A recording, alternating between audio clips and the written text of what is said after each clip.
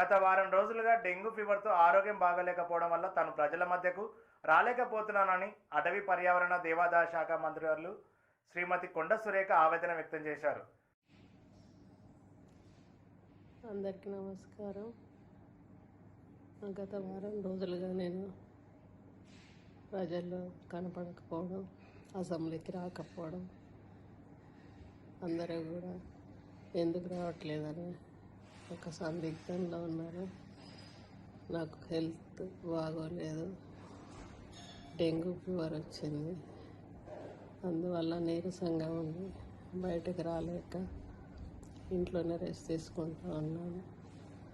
గ్లూకోజులు ఎక్కుతూ ఉన్నాయి, యాంటీబయాటిక్స్ ఎక్కుతూ ఉన్నాయి. కాబట్టి ప్రజలందరూ అర్థం చేసుకుంటారని ఆశిస్తూ సెలవు తీసుకుంటాను.